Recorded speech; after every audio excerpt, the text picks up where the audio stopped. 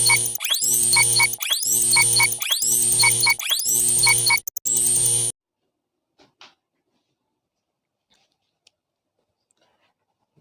વિદ્યાર્થી મિત્રો, તો આજે આપણે હવે આગળની થિયરી ગાઉસનો નિયમ સૌથી મોસ્ટ આઈએમપી થિયરી છે વિદ્યાર્થી મિત્રો. હવે પછીની આ પાઠમાં જેટલી થિયરી બાકી છે ને એ બધી થિયરી ગાઉસના નિયમ આધારિત છે.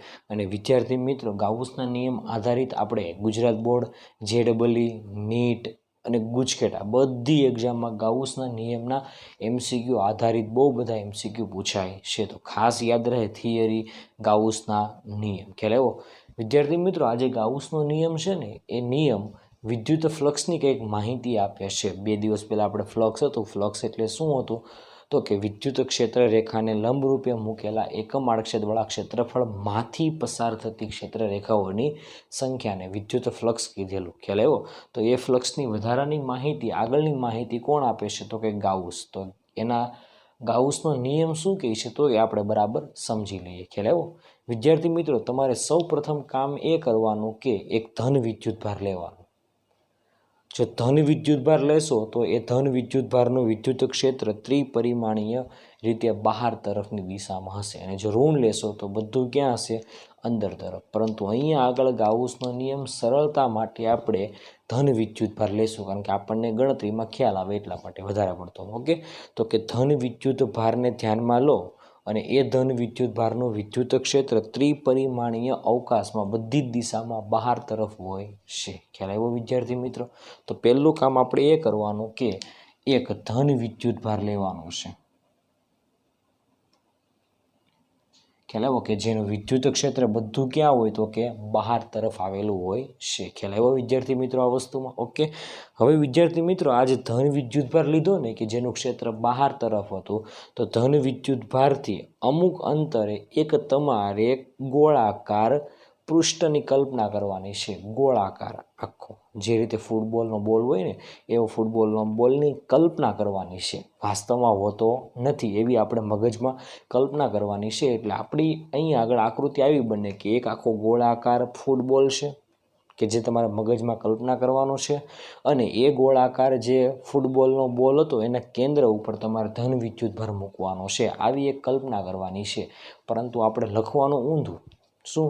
તો કે ધન વિદ્યુતભારિત એક વિદ્યુતભારને ધ્યાનમાં લો અને તેનાથી અમુક અંતરે એક બંધ, એ વિદ્યાર્થી મિત્રો ગોળો જે આપણે લઈએ ને ધ્યાનમાં, એ બંધ પૃષ્ઠ હોવું જોઈએ. તો એવું કહી શકાય કે ધન વિદ્યુતભારથી r અંતરે એક ગોળાકાર પૃષ્ઠને ધ્યાનમાં લો. ખ્યાલ આવ્યો? કાલ્પનિક પૃષ્ઠ છે આ વિદ્યાર્થી મિત્રો, ખાસ યાદ રહે. પૃષ્ઠ જે છે એ કાલ્પનિક હશે. તો કે આ રીતે લઈ શકાય કે અહીંયાથી અમુક અંતરે એક ગોળાકાર ગાઉસિયન પૃષ્ઠને ધ્યાનમાં લ્યો વિદ્યાર્થી મિત્રો. આ રીતે મેં એક ગોળાકાર ગાઉસિયન પૃષ્ઠને ધ્યાનમાં લીધું છે.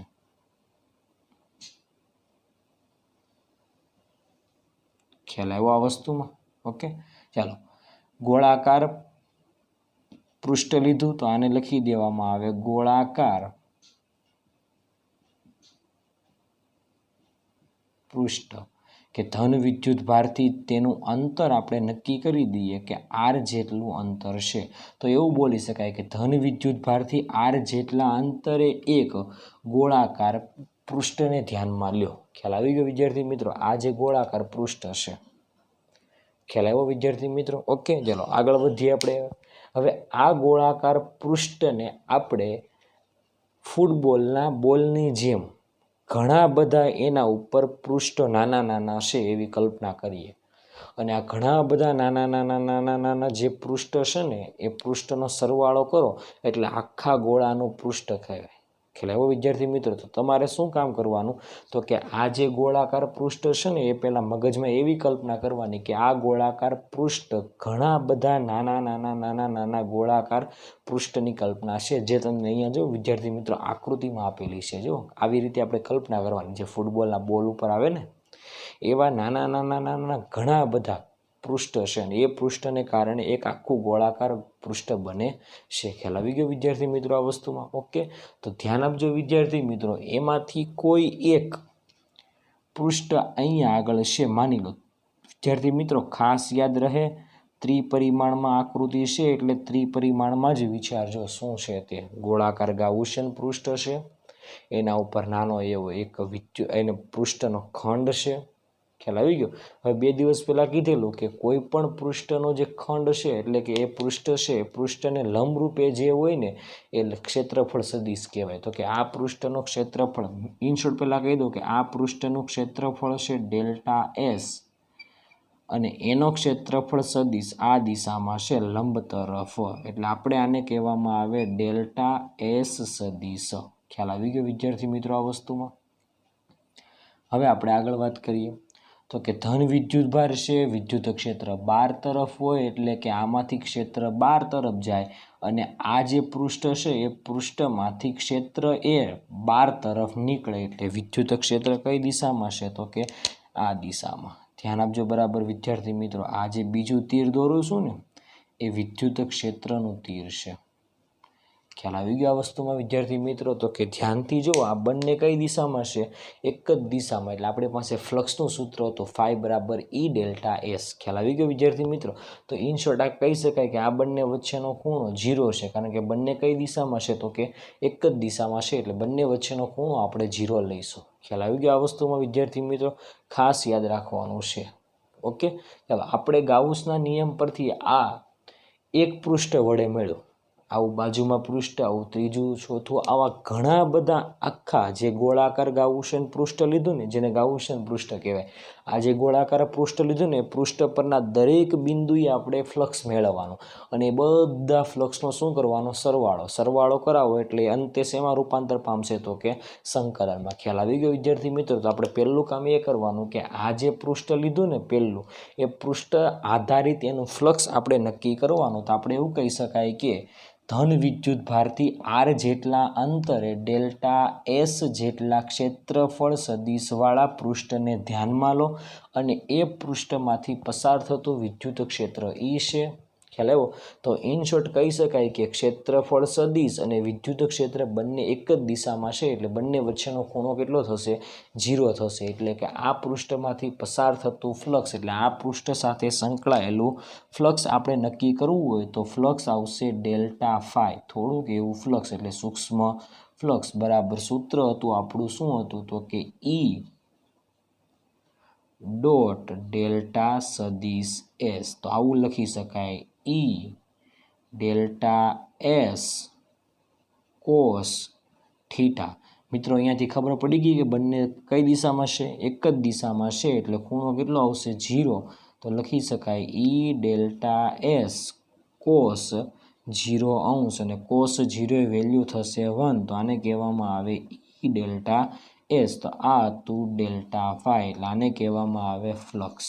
કયું ફ્લક્સ તો કે આ જે નાનો એવો સૂક્ષ્મ પૃષ્ઠનો ખંડ છે એ પૃષ્ઠખંડ સાથે સંકળાયેલું ફ્લક્સ કે જેને કહેવામાં આવે ડેલ્ટા ફાઈ કહેવાશે। ખ્યાલ આવી ગયો વિદ્યાર્થી મિત્રો આ વસ્તુમાં? ઓકે, તો આ હતું આપણું ફ્લક્સ। આવા વિદ્યાર્થી મિત્રો એક ફ્લક્સ નહીં, આવા ઘણા બધા ફ્લક્સનો સરવાળો કરવાનો કે જે સમગ્ર પૃષ્ઠ સાથે સંકળાયેલું હોય તેવા। ખ્યાલ આવી ગયો આ વસ્તુમાં વિદ્યાર્થી મિત્રો? તો ઇન શોર્ટ આપણે કહી શકાય કે આ જે પૃષ્ઠ હતું ને એની જેવું જ એક બાજુમાં પૃષ્ઠ લેવાનું, એની સાથે સંકળાયેલું ફ્લક્સ મેળવવાનું, એની બાજુનું પૃષ્ઠ લેવાનું, એની સાથે સંકળાયેલું ફ્લક્સ લેવાનું। વિદ્યાર્થી મિત્રો તમે ગમે તે ખંડ લ્યો, ધારો કે હું આટલો ખંડ લઉં તો અહીંયા આગળનો ક્ષેત્રફળ સદિશ આ દિશામાં, તો ડેલ્ટા એસ સદિશ આ દિશામાં, ધન વિદ્યુત ભારને કારણે ક્ષેત્ર 12 તરફ, એટલે આવું કહી શકાય કે વિદ્યુત ક્ષેત્ર ધન વિદ્યુત ભારને કારણે બહાર તરફ છે, એટલે ઈ પણ આ દિશામાં, એટલે દરેક બિંદુ એક ક્ષેત્ર એટલે વિદ્યુત ક્ષેત્ર અને ક્ષેત્રફળ સદિશ બંને એક જ દિશામાં હશે। પછી તમે અહીંયા લો, અહીંયા લો, અહીંયા લો, સમગ્ર પૃષ્ઠ પર લો, આવું નહીં, આ રિંગ નથી, સમગ્ર પૃષ્ઠ પર લઈ શકાય। ખ્યાલ આવી ગયો આ વસ્તુમાં? તો કે સમગ્ર પૃષ્ઠ સાથે સંકળાયેલા ફ્લક્સ મેળવવા માટે બધા જ નાના નાના ખંડને કારણે મળતા ફ્લક્સનો શું કરવો પડશે? સરવાળો કરવો પડશે। ખ્યાલ આવી ગયો આ વસ્તુમાં? ઓકે, તો આપણે આગળ વાત કરીએ તો કે કુલ ફ્લક્સ, તો આવું કહી શકાય કે સમગ્ર ગોળાકાર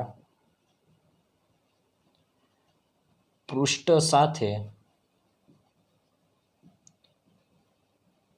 સંકળાયેલ કુલ ફ્લક્સ ફાઈ બરાબર નાના નાના ફ્લક્સનો શું કરવાનો સરવાળો. એ સરવાળો શેમાં રૂપાંતર થાય તો કે સંકલનમાં. તો આવું લખી શકાય નાના નાના ડી ફાઈ. તો આને કહેવામાં આવે પૃષ્ઠ સંકલન. ખ્યાલ આવી ગયો વિદ્યાર્થી મિત્રો આ વસ્તુમાં. તો આના ઉપરથી આપણે આગળ વાત કરીએ તો કે હવે શું લખી શકાય ફાઈ બરાબર સંકલન ડેલ્ટા ડી ફાઈ પણ કહી શકાય ડેલ્ટા ફાઈ પણ કહી શકાય. બોલો ઈ ડેલ્ટા એસ. તો આને કહેવામાં આવે ઈ ડેલ્ટા એસ. ખ્યાલ આવી ગયો વિદ્યાર્થી મિત્રો આ વસ્તુમાં. ઓકે ચાલો. ઈ એટલે વિદ્યુત ક્ષેત્ર. ને અહીંયા આગળથી તમે આ કોઈ પણ બિંદુએ જાઓ તો આ કોઈ પણ બિંદુએ અંતર વિદ્યુતભારથી કેટલું છે તો કે આર જ છે. કારણ કે આટલું અંતર પણ આપણે કીધું ને આર જ છે ને. પછી તમે ગમે ત્યાં જાવ એ અંતર કેટલું છે આર છે. એટલે આપણે એવું કહી શકાય કે કોઈ પણ બિંદુએ ક્ષેત્રનું મૂલ્ય બદલાશે નહીં, એટલે એક સરખું હશે. ખ્યાલ આવ્યો? એટલે ક્ષેત્ર એક સરખું એટલે એ સંકલનની બહાર જશે. તો આવું કહી શકાય કે ફાઈ બરાબર ઈ બહાર નીકળી ગયું તો વધશે કોણ ડેલ્ટા એસ. અને ડેલ્ટા એસ એટલે નાના એવા પૃષ્ઠનો ક્ષેત્રફળ. તો આવું નાનું એવું પૃષ્ઠ છે. આવા ઘણા બધા પૃષ્ઠ લઈ લો એટલે આખું એક ગોળાકાર પૃષ્ઠ મળે. ને ગોળાકાર પૃષ્ઠનું ક્ષેત્રફળ આપણી પાસે હશે 4 પાઈ આર સ્ક્વેર. એટલે આના ઉપરથી આપણે કિંમત મૂકી શકાય કેની કિંમત ઈની કિંમત કે ક્યુ અપોન આર સ્ક્વેર. અને નાના નાના નાના નાના ડેલ્ટા એસનું સંકલન કરો એટલે આપણી પાસે સૂત્ર મળશે. શું મળશે તો કે 4 પાઈ આર સ્ક્વેર. ખ્યાલ આવ્યો? R square cancel. કેની જગ્યાએ આપણે વેલ્યુ મૂકી શકાય 1/4 pi epsilon 0 into Q into 4 pi. 4 pi cancel. તો ફ્લક્સ ફાઈ બરાબર સૂત્ર આવે ક્યુ અપોન એપ્સાઇલોન 0. આ આપણું સૂત્ર આવે ફ્લક્સનું સૂત્ર કે જેને કહેવામાં આવે ગાઉસના નિયમનું સમીકરણ. ખ્યાલ આવી ગયો વિદ્યાર્થી મિત્રો આ વસ્તુમાં. તો કે ખાસ યાદ રાખવાનું છે આપણે કે ગાઉસના નિયમના સમીકરણનું સૂત્ર શું આવે તો કે ગાઉસના નિયમનું સૂત્ર આવે ફાઈ બરાબર sigma Q upon epsilon naught અથવા એપ્સાઇલોન 0. જ્યાં સિગ્મા ક્યુ એટલે એને કહેવામાં આવે કે જે આપણે આ પૃષ્ઠ લીધું ને ગોળાકાર પૃષ્ઠ બંધ. તો બંધ ગોળાકાર પૃષ્ઠ વડે ઘેરાયેલો વિદ્યુતભાર અહીંયા ક્યુ હતો ને. તો અહીંયા આગળ ક્યુ આવ્યા, અહીંયા આગળ 2Q હોત તો અહીંયા આગળ 2Q આવત. કારણ કે આ સૂત્ર બદલાય ને. અહીંયા કે 2Q આવત તો 2Q આવત. ઇન શોર્ટ એટલું કહી શકાય કે અહીંયા આગળ આવતો વિદ્યુતભાર એ ગોળાકાર પૃષ્ઠ સાથે સંકળાયેલો એટલે ગોળાકાર પૃષ્ઠ વડે ઘેરાયેલો વિદ્યુતભાર હશે. ખ્યાલ આવ્યો આ વસ્તુમાં વિદ્યાર્થી મિત્રો? તો ઇન શોર્ટ અહીંયા આગળ કહી શકાય કે જ્યાં સિગ્મા ક્યુ એટલે કે ગોળાકાર પૃષ્ઠ વડે ઘેરાયેલો વિદ્યુતભાર અને એપ્સાઇલોન નોટને કહેવામાં આવે શૂન્યાવકાશની પરમિટિવિટી. શૂન્યાવકાશની પરમિટિવિટી. તો ફાઈ બરાબર સૂત્ર આવશે sigma Q upon epsilon naught. એટલે સિગ્મા ક્યુ એટલે ગોળાકાર પૃષ્ઠ વડે ઘેરાયેલો વિદ્યુતભાર અને શૂન્યાવકાશની પરમિટિવિટીના ગુણોત્તરને વિદ્યાર્થી મિત્રો આ બંનેનો ગુણોત્તર છે. ગુણોત્તરને વિદ્યુત ફ્લક્સ કહેવામાં આવે છે. આ નિયમ હતો ગાઉસનો નિયમ. તો વિદ્યાર્થી મિત્રો ગાઉસનો નિયમ હવે આ રીતે લખી શકાય. ખાસ યાદ રાખજો કે કોઈ પણ આ જે પૃષ્ઠ હતું ને એ ગોળાકાર પૃષ્ઠ હોય ગમે તે હોય પરંતુ એ પૃષ્ઠ હંમેશા બંધ લેવાનું. એટલે આવું બોલી શકાય કે કોઈ પણ બંધ પૃષ્ઠ સાથે સંકળાયેલું વિદ્યુત ફ્લક્સ એ કોઈ પણ બંધ પૃષ્ઠ સાથે સંકળાયેલું વિદ્યુત ફ્લક્સ એ ગોળાકાર પૃષ્ઠ અથવા તે પૃષ્ઠ વડે બંધ હોય તો બંધ. ખ્યાલ આવ્યો? ગોળાકાર પછી જે હોય તે તો કે ગોળાકાર પૃષ્ઠ વડે ઘેરાયેલા વિદ્યુતભાર અને શૂન્યાવકાશની પરમિટિવિટીના ગુણોત્તર જેટલું હોય છે. ખ્યાલ આવી ગયો વિદ્યાર્થી મિત્રો? તો આને કહેવામાં આવે એટલે આ વિધાનને કહેવામાં આવે ગાઉસનો નિયમ કહેવામાં આવે છે. ખ્યાલ આવ્યો વિદ્યાર્થી મિત્રો? ઓકે. તો ફાઈ બરાબર સૂત્ર યાદ રાખવાનું sigma Q upon epsilon naught. ખ્યાલ આવી ગયો વિદ્યાર્થી મિત્રો આ વસ્તુ? ઓકે. હવે આના ઉપરથી ઉલટું કહી શકાય. એપ્સાઇલોન નોટને તમે સૂત્રનો કરતા બનાવો તો epsilon naught is equal to સૂત્ર આવે ફાઈ ઇન્ટુ એપ્સાઇલોન એપ્સાઇલોન 0। જો આપણને ફ્લક્સ ખબર હોય તો આપણે આ કિંમત તો જાણીએ છીએ, ફ્લક્સ આપણને ખબર હોય તો એવું કહી શકાય કે ગોળાકાર પૃષ્ઠ વડે અથવા કોઈ પણ બંધ પૃષ્ઠ વડે, આ ગોળાકાર પૃષ્ઠ બોલો કે પછી બંધ પૃષ્ઠ બોલો, તો કે બંધ પૃષ્ઠ વડે ઘેરાયેલા વિદ્યુતભારનું મૂલ્ય કેટલું હશે? તો કે સિગ્મા ક્યુ બરાબર 5 × એપ્સાઇલોન નોટ। ખ્યાલ આવે વિદ્યાર્થી મિત્રો? આ પણ સૂત્ર યાદ રહે ને આ પણ યાદ રહે। ઇન શોર્ટ તમારે સૂત્રમાં આવતા 3 મુદ્દા આવ્યા એ ખાસ યાદ રાખવાના છે। આ એટલે ફ્લક્સ, સિગ્મા ક્યુ એટલે બંધ પૃષ્ઠ અથવા ગોળાકાર પૃષ્ઠ વડે ઘેરાયેલો વિદ્યુતભાર અને શૂન્યાવકાશની પરમિટિવિટી। ખ્યાલ આવી ગયો વિદ્યાર્થી મિત્રો? અહીંયા આગળ આવતા ફ્લક્સના સૂત્રમાં ધ્યાનથી જો કાંઈ અંતર આવતું નથી। ખ્યાલ આવ્યો વિદ્યાર્થી મિત્રો?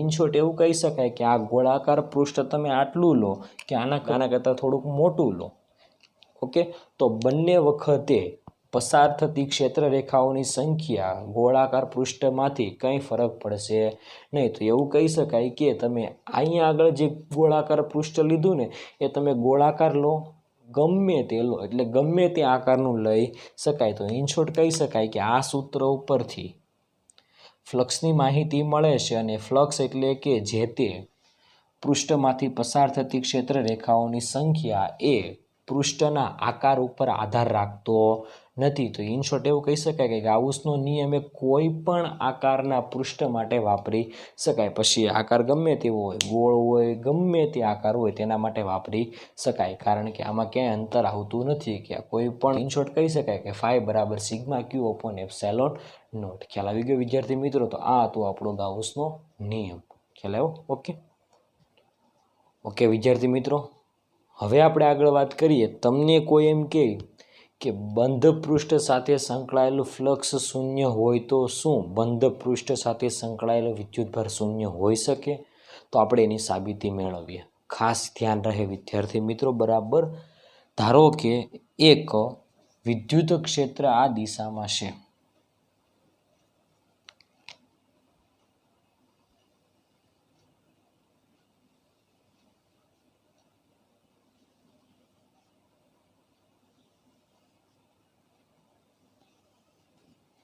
ખ્યાલ આવી ગયો વિદ્યાર્થી મિત્રો આ વસ્તુમાં? ઓકે, હવે આ વિદ્યુત ક્ષેત્રમાં તમારે એક ગાઉસિયન પૃષ્ઠ લેવાનું, એટલે એ ગાઉસિયન પૃષ્ઠ જે લઈએ ને એ બંધ હોવું જોઈએ।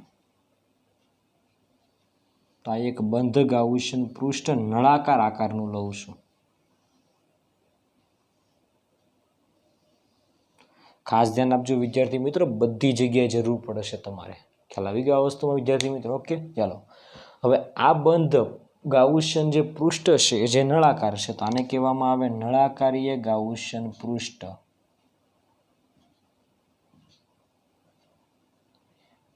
બંધ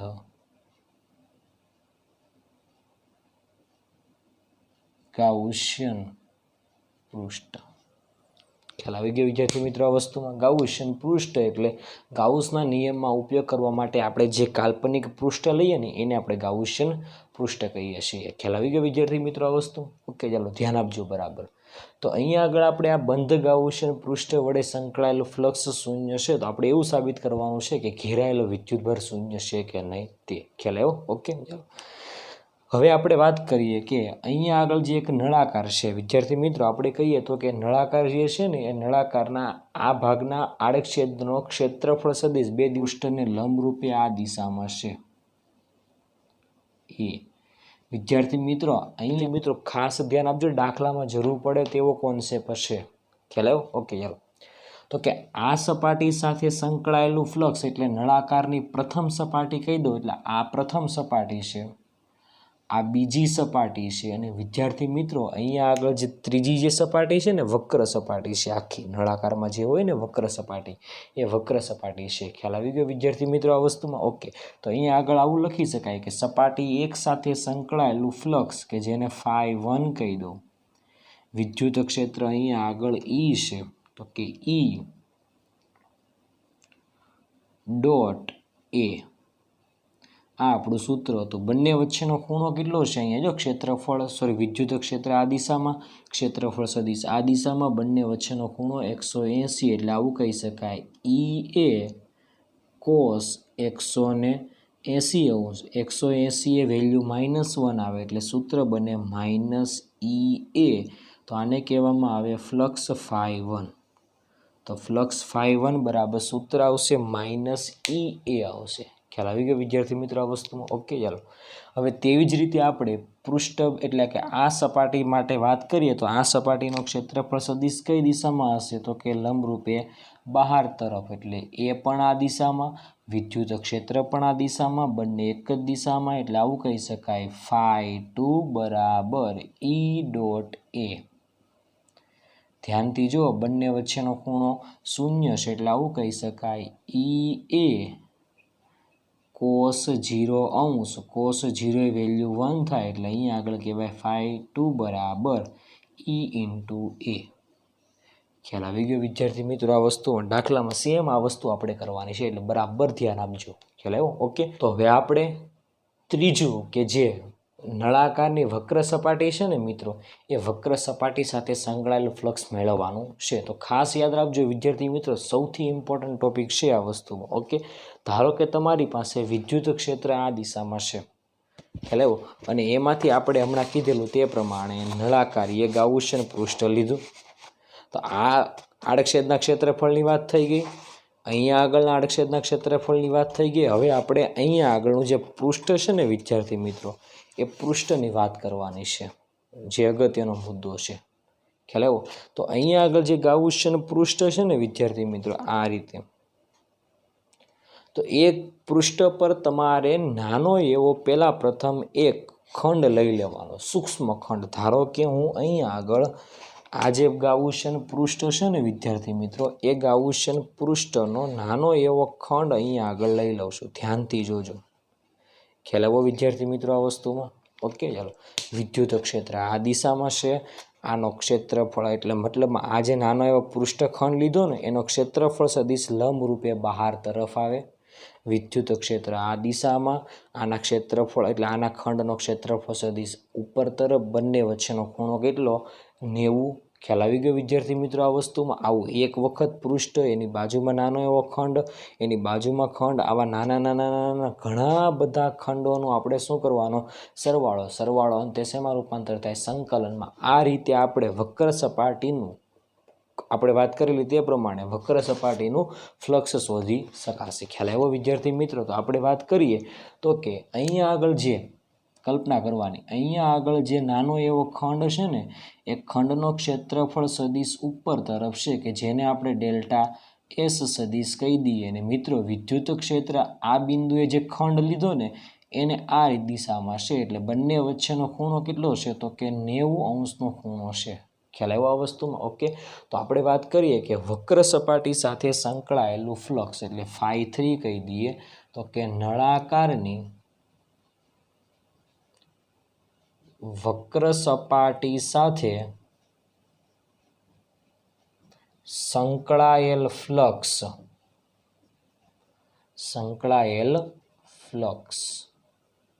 φ3 બરાબર આ એક પૃષ્ઠ, બીજું પૃષ્ઠ, ત્રીજું પૃષ્ઠ, આવા ઘણા બધા પૃષ્ઠની વાત કરીએ. એમાંથી આપણે એક નાનો એવો પૃષ્ઠ લીધો, તેનું ફ્લક્સ આપણે કહી દઈએ d∅. આવું કહી દઈએ પહેલાં. ખ્યાલ આવ્યો? તો સૂત્ર બોલો, E.ΔS.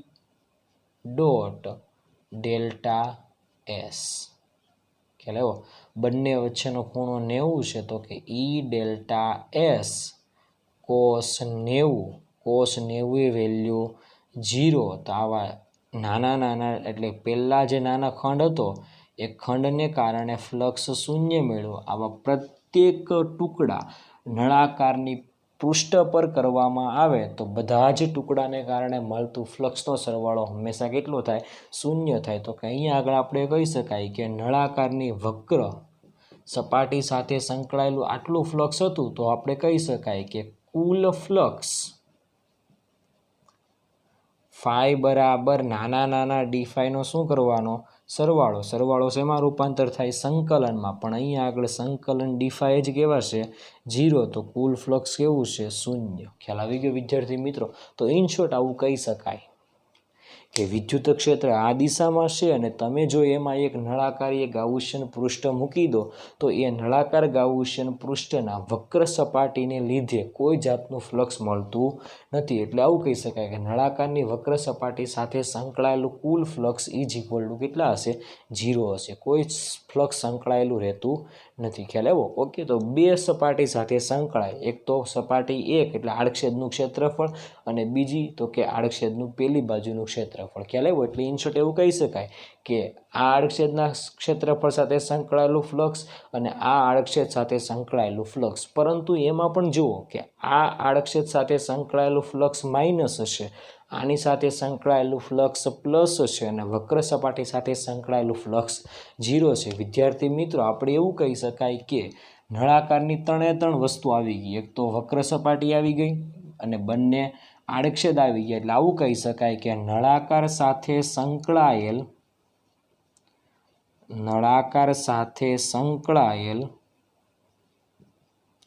કુલ ફ્લક્સ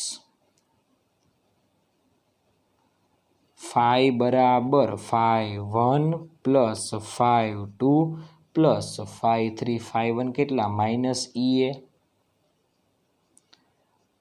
પ્લસ Ea અને આ તો 0, બધું 0 એટલે કુલ ફ્લક્સ કેટલું થશે? તો કે 0 થશે. તો આવું કહી શકાય. ખ્યાલ આવ્યો વિદ્યાર્થી મિત્રો? હવે ખાસ ધ્યાન આપજો, આપણો પ્રશ્ન શું હતો કે નળાકાર સાથે સંકળાયેલું ફ્લક્સ 0 હોય તો શું વિદ્યુતભાર 0 હોય? તો કે આપણી પાસે હમણાં ગાઉસનું સમીકરણ શું હતું?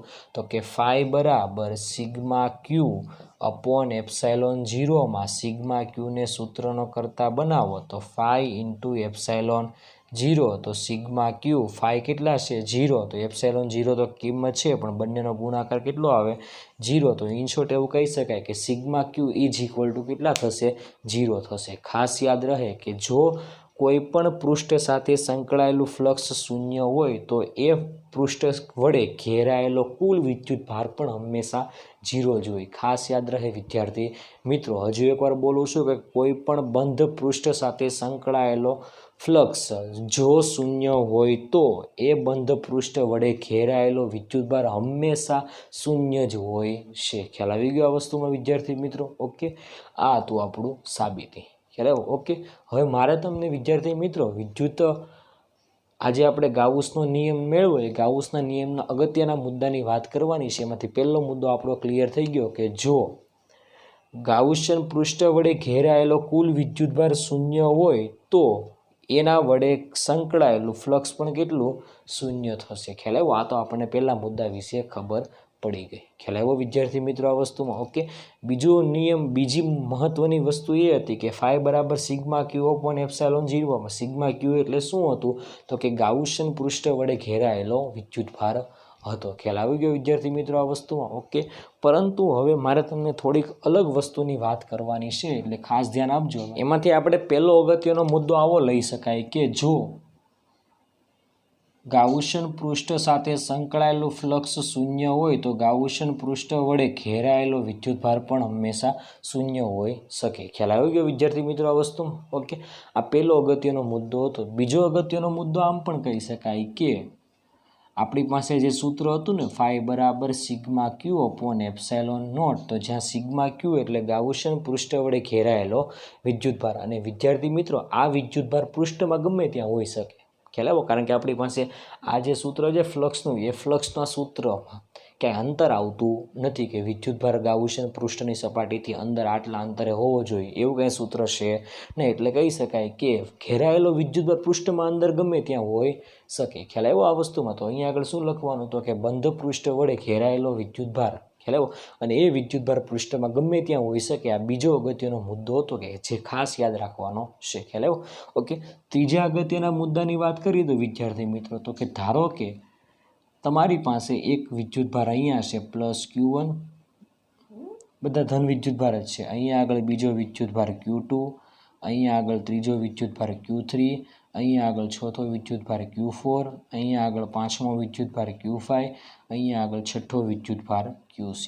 ખ્યાલ આવી ગયો વિદ્યાર્થી મિત્રો આ વસ્તુમાં? કે ચાલો હવે એમાંથી આપણે આટલું ગાઉસિયન પૃષ્ઠ લઈ લઈએ. તો આ ગાઉસિયન પૃષ્ઠ વડે ઘેરાયેલા વિદ્યુતભાર કેટલા છે? તો કે Q2, Q3 અને Q5. ખ્યાલ આવ્યો? તો આ ગાઉસિયન પૃષ્ઠ સાથે સંકળાયેલું ફ્લક્સ કેટલું હશે? તો કે આપણી પાસે સૂત્ર હતું ફાઈ બરાબર સિગ્મા ક્યુ અપોન એપ્સાઇલોન 0 પરથી ઘેરાયેલો વિદ્યુતભાર એટલે ત્રણેય વિદ્યુતભારનો સરવાળો Q2, Q3 અને Q5 આ ત્રણેયનો સરવાળો ડિવાઇડેડ બાય એપ્સાઇલોન નોટ. તો આ હતું આપણું ફ્લક્સ. ખ્યાલ આવ્યો વિદ્યાર્થી મિત્રો? ઓકે, હવે ધ્યાન આપજો વિદ્યાર્થી મિત્રો.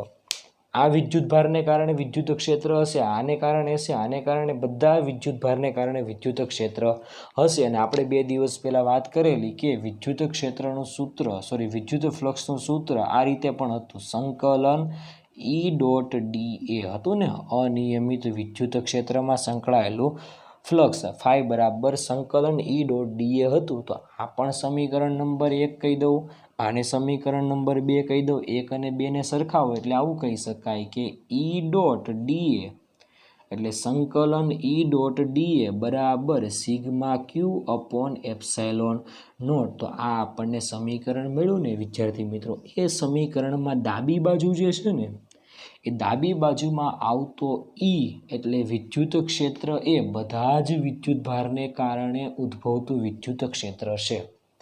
જ્યારે જમણી બાજુએ આવતો Q એટલે સિગ્મા ક્યુ એ માત્ર ગાઉસિયન પૃષ્ઠ વડે જ ઘેરાયેલો વિદ્યુતભાર માટે છે. ખ્યાલ આવી ગયો વિદ્યાર્થી મિત્રો? ફરી એકવાર બોલું છું. અહીંયા આગળ ડાબી બાજુ જે વિદ્યુત ક્ષેત્ર છે ને એ આ વિદ્યુતભારને કારણે ઉદ્ભવે, આને કારણે, મતલબમાં 6 વિદ્યુતભારને કારણે વિદ્યુત ક્ષેત્ર ઉત્પન્ન થતું હશે.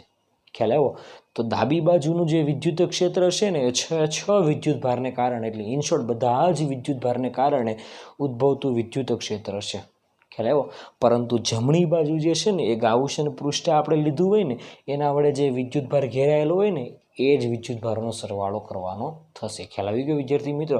તો આ હતી આપણે અગત્યનો મુદ્દો 3 નંબર. ખ્યાલ આવ્યો? અને છેલ્લો મુદ્દો આપણે વાત કરેલો કે જે અહીંયા આગળ આપણે વારંવાર બોલીએ છીએ કે કાલ્પનિક પૃષ્ઠ, એ કાલ્પનિક પૃષ્ઠ જે છે ને એ કાલ્પનિક પૃષ્ઠને કહેવામાં આવે ગાઉસિયન પૃષ્ઠ કહેવાય. શું કહેવામાં આવે? ગાઉસિયન પૃષ્ઠ. તો આ જે પૃષ્ઠ છે ને એ પૃષ્ઠ કાલ્પનિક છે, એ કલ્પના કરવાની, એને કહેવામાં આવે ગાઉસિયન પૃષ્ઠ કહેવામાં આવે છે. ખાસ યાદ રહેશે વિદ્યાર્થી મિત્રો. તો આ હતું આપણું વિદ્યુતભારને લીધે ઉદ્ભવતા વિદ્યુત ક્ષેત્રનું ફ્લક્સ ગાઉસના નિયમ સ્વરૂપે માહિતી આપે છે. ખ્યાલ આવી ગયો વિદ્યાર્થી મિત્રો? ખાસ યાદ રહે, થિયરી બહુ જ ઇમ્પોર્ટન્ટ છે તમારા માટે. Okay, thank you.